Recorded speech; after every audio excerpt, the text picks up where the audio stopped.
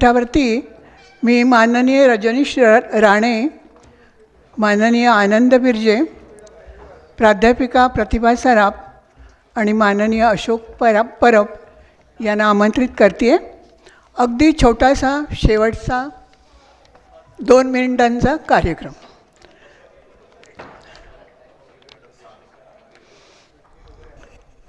आपण सगळ्यांना माहितीच आहे की मुंबई मराठी साहित्य संघ आणि स्वामीराज प्रकाशन यांच्या संयुक्त विद्यमाने आयोजित केलेलं आजचं हे 48वं साहित्य संमेलन उत्तमरित्या साजरं झालेलं आहे.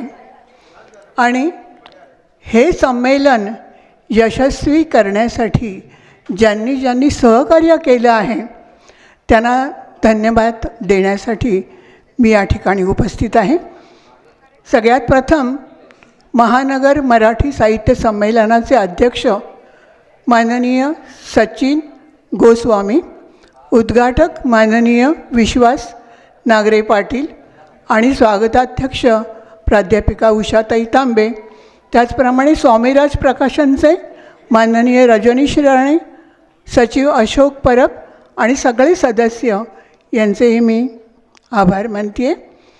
त्याचप्रमाणे साहित्य संघाच्या कार्याध्यक्ष डॉक्टर उज्ज्वला मेहेंद्रे आणि कार्यवाह डॉक्टर अश्विनी भालेराव, कोषाध्यक्ष श्रीयुत आनंद बिर्जे, साहित्य शाखा कार्यवाह प्राध्यापिका प्रतिभा सराफ, संगमंदिर समिती कार्यवाह सुभाष भागवत, श्रीयुत रोहिदास पांगे, या सगळ्यांनाही मी धन्यवाद देते आहे.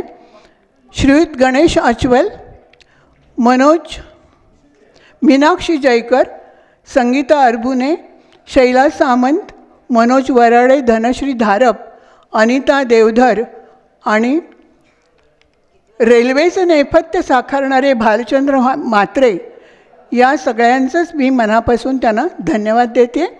आणि साहित्य संघाचे मदतनीस उज्ज्वला चव्हाण, रसिका पोलेकर, गणेश शिधे यांनी आपापली जबाबदारी अगदी व्यवस्थितपणे पार पाडलेली आहे, त्यांनाही धन्यवाद. ध्वनी संयोजन आणि प्रकाशाची उत्तम व्यवस्था केल्याबद्दल त्या व्यवस्थापकांचे आभार मानते. आणि मुख्य म्हणजे संत ज्ञानदेवांनी म्हटलेलं आहे, वक्ता तो वक्ता नव्हे श्रोते विण.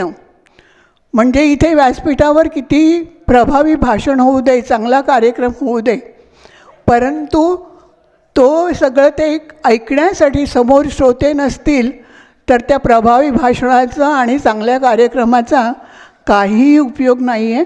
आणि त्यामुळे रसिक श्रोते हो, तुम्हा सगळ्यांना खूप खूप धन्यवाद देऊन मी या ठिकाणी थांबते आहे. धन्यवाद.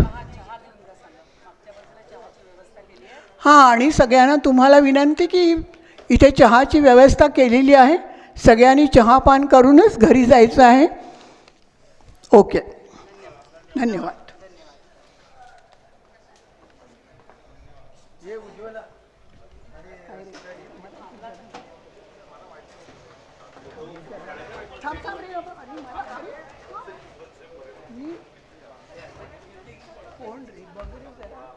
खूप छान, खूप छान, खूप छान, खूप छान.